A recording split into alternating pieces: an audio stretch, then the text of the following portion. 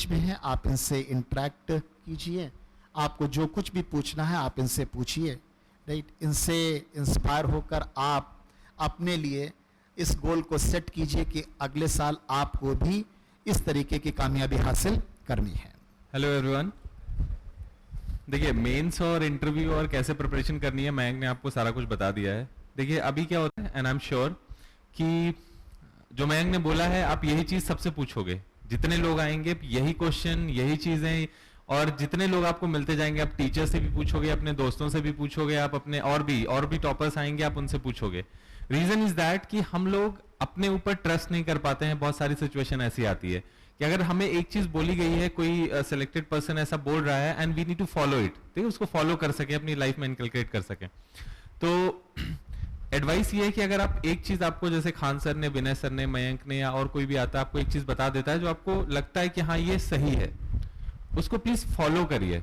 जैसे एनसीईआरटी बोला ना, तो आई एम वेरी श्योर कि आप लास्ट में अगर आप सेलेक्ट भी हो जाएंगे तो एक सिचुएशन आएगी आप ये बोलोगे यार आधी एनसीईआरटी तो देखी भी नहीं है। आई एम श्योर ऐसा होता है, ठीक है। लेकिन अगर आप इनिशियली इस चीज को फॉलो करते हो ना, तो जो नंबर ऑफ अटेम्प्ट्स होते हैं ना आपके कम हो जाते हैं और सिलेक्शन आपका ज्यादा पहले हो जाता है। Those are the importance of NCERTs, ठीक है ना। न्यूज़पेपर हम लोग मंगाते सब लोग हैं, सब लोग मंगाएंगे, हम गारंटी श्योर है। आप हिंदी मीडियम से हैं तो आप जनसत्ता या दैनिक जागरण का जो राष्ट्रीय संस्करण आता है वो मंगाएंगे। आप इंग्लिश मीडियम से हैं तो हिंदी मीडियम वाले भी क्या करते हैं, कभी कभी बहुत ज्यादा एक कॉम्प्लेक्स वाली फीलिंग आती है तो द हिंदू मंगाते हैं, ठीक है। 10 रुपए का पेपर शायद आता है, 8-10 रुपए का, मंगाते जरूर हैं, भले पढ़े ना, ठीक है, क्योंकि उनको लगता है ये लोग कैसे पढ़ के सेलेक्ट हो जाते हैं, हम क्यों नहीं। तो हिंदी वाला तो मंगाते ही है, द हिंदू भी मंगाते हैं, इट डजंट मैटर। तो जो चीजें एक बार आपको लगता है बता दिया गया, फ्रेमवर्क, सिलेबस को हमेशा अपना बाइबल मानिएगा। सिलेबस से बाहर नहीं कुछ पूछा जाता है। और होता क्या है कि हम लोग को सिलेबस पता नहीं होता है, तो क्वेश्चन कहीं आ जाता है तो हम लोग यूपीएससी कहीं से भी पूछ लेती है। आपने ये रिएक्शन देखा होगा, जो लोग सेलेक्ट भी हुए हैं या जो लोग दे रहे हैं पेपर। तो सिलेबस को अपना बाइबल रखिएगा, साथ में एक एटलस जरूर रखिएगा। आपका ज्योग्राफी ऑप्शनल है या नहीं है, इट डजंट मैटर, ठीक है ना। अगर कोई रिवर न्यूज में आई है, ठीक है ना, मान लीजिए फॉर एग्जाम्पल अगर गंगा और यमुना को लिविंग पर्सन की एंटिटी ना, जीवित मनुष्य की वो दी गई है, तो आपको पता होना चाहिए गंगा कहां कहां से बहती है, किन स्टेट से बहती है, पहले कौन सा स्टेट आता है, तो ये आप एटलस में पता चल जाएगा। ये ऑप्शनल में नहीं पूछा जाएगा, आपको जीएस में पूछा जाएगा, प्रीलिम्स में पूछा जाएगा। मैं आपको प्रीलिम्स के बारे में बस 2 चीज बता देता हूं। मेंस तो आप मयंक ने बता दिया है, आप उसको फॉलो करिएगा। और आप धीरे धीरे जब क्लास आएंगे, देखिए कभी कभी क्या होता है ना, कोई चीज कोई बता देता है तो समझ में थोड़ी देर से आती है, ठीक है। होता है ना, कोई जोक क्रैक करता है तो 1-2 दिन बाद हंसी आती है, ऐसा होता है। अभी आप लोग इनिशियल स्टेज में है, तो धीरे धीरे जब आप क्लास अटेंड करेंगे तो आपकी भी तो अंडरस्टैंडिंग डेवलप होगी, आप भी चीजों को समझोगे, जानोगे, ठीक है ना। तो आपको भी लगेगा हाँ ये चीज सही है और ये चीज गलत है। इनिशियली कोई अगर कुछ कहता है उसको तुरंत विश्वास में ले लेना ये बहुत डिफिकल्ट होता है। भाई हमारा भी तो कुछ सेल्फ रिस्पेक्ट, ईगो है, अरे बता दिया ठीक है, हम भी हैं, ठीक है, ये होता है। तो धीरे धीरे जब आपकी अंडरस्टैंडिंग डेवलप होगी, आप क्लास करेंगे तो आपको ज्यादा बेहतर लगेगा। प्रीलिम्स के बारे में बस 2 चीज मैं बताना चाहूंगा। एक चीज होती है अवेयरनेस और एक चीज होता है कंसेप्ट।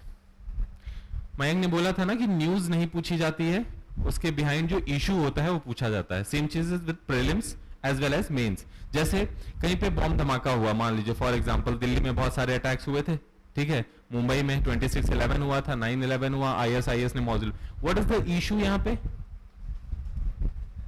टेररिज्म। तो ये तो यूपीएससी नहीं पूछी है कि 26/11 किस तारीख को हुआ था, ऐसा कुछ नहीं पूछा जाता ना। टेररिज्म से बढ़ते जो खतरे होते हैं वो सारे, तो इशू हमेशा याद रखिएगा, इशू से। अवेयरनेस में ये कहना चाहता हूं, आपके अराउंड जो चीजें हो रही हैं, ठीक है, आपके अराउंड जो चीजें हो रही हैं आपको पता होना चाहिए।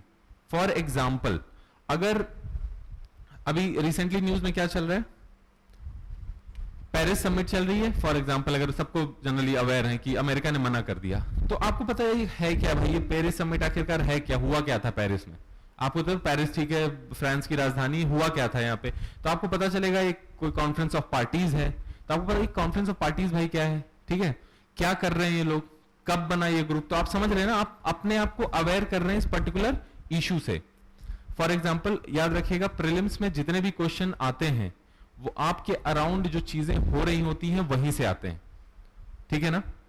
तो अगर आपको चीजें नहीं पता हैं तो वहां पे आप फिर मात खा जाएंगे। जैसे पूछा गया था क्वेश्चन कि रिसेंटली एक बनाना मिला है, केला मिला है जिसके छिलके ऑरेंज कलर के होते हैं और पेड़ जो है 20 मीटर लंबा होता है।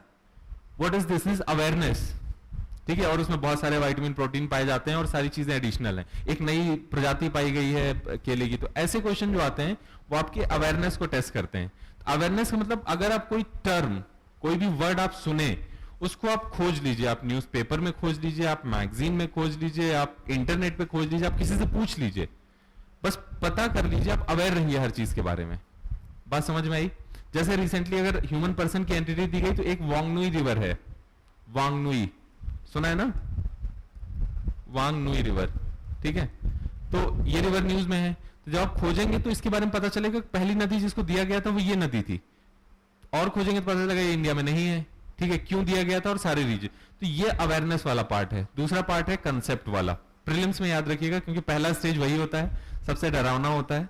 कंसेप्ट वाले में क्या होता है कि कोई कंसेप्चुअल नॉलेज जो है किसी टर्म के बारे में, फॉर एग्जाम्पल जैसे रात दिन होता है, ठीक है, धरती घूमती है, रात दिन होता है, धरती घूमने से और क्या क्या चीजें फर्क पड़ती हैं।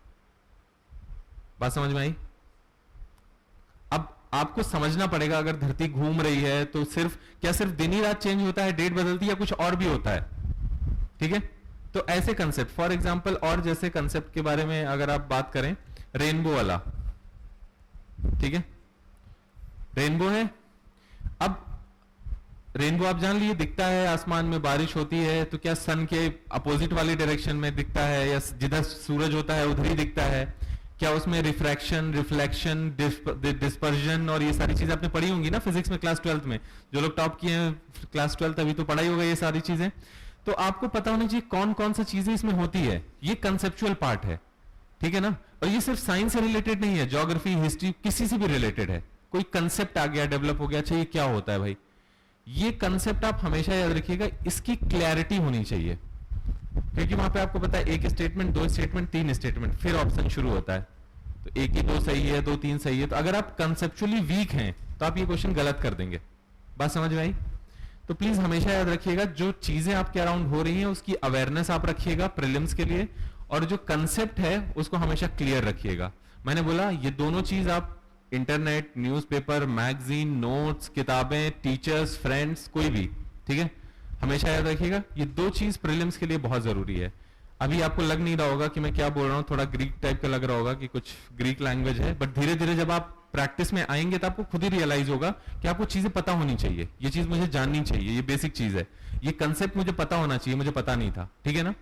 तो प्रीलिम्स में इतना ही है, बाकी धीरे धीरे जैसे आप तैयारी करेंगे और हम लोग अगर बीच में आते रहेंगे तो जो भी आपके डाउट्स होंगे विल क्लियर इट। तो हमेशा याद रखिएगा। और जो मयंक ने एक चीज बोली थी सबसे पहले, ठीक है, बाद में उसको किसी ने पूछा नहीं, ये पूरी तैयारी इंटीग्रेटेड होती है।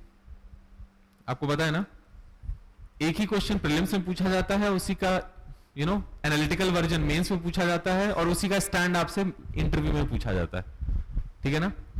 तो प्रीलिम्स में पूछा जाएगा व्हाट इज डेमोग्राफिक डिविडेंड, ठीक है, नाम सुना है। अब देखिए एक आपको कंसेप्ट मिल गया, या अवेयरनेस वाला पार्ट आप खोज लीजिएगा डेमोग्राफिक डिविडेंड क्या होता है। मेंस में वही क्वेश्चन पूछा गया कि डेमोग्राफिक डिविडेंड से कैसे अचीव होगा, ठीक है। और इंटरव्यू में पूछा गया आपको क्या लगता है रिसोर्सेज कहां से आएंगे डेमोग्राफिक डिविडेंड के लिए। ये तीनों क्वेश्चन पूछे गए हैं, मैं बता रहा हूं, प्रीलिम्स में भी आया है, मेंस में भी आया है, इंटरव्यू में भी आया है। अब आप ये सोचिए अगर आप सिर्फ प्रीलिम्स की तैयारी करेंगे तो आप बस फैक्चुअल और कंसेप्चुअल नॉलेज डालेंगे, एनालिटिकल नॉलेज कि रिसोर्सेज कहां से आएंगे, कैसे हो अचीव होगा, कौन कौन सहभागी होगा, तो ये सारी चीजें अगर आप एक साथ पढ़ेंगे तो आपको प्रीलिम्स में दिक्कत नहीं होगी। अगर प्रीलिम्स मान लीजिए थोड़ा सा टफ पूछ लिया तो आप उसके आगे वाला तो पढ़े हुए हैं, वहां क्लियर हो जाएगा।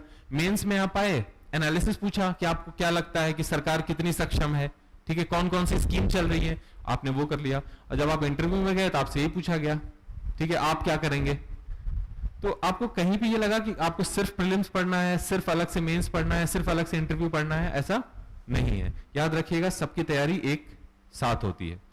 बाकी चीजें क्लास में आपको बताई जाएंगी और धीरे धीरे आपकी जब अंडरस्टैंडिंग डेवलप होगी तो आपको ये चीजें और क्लियर होती रहेंगी। And I wish you all the best for your future and I hope you all crack this examination in the very first attempt. Thank you so much and all the best.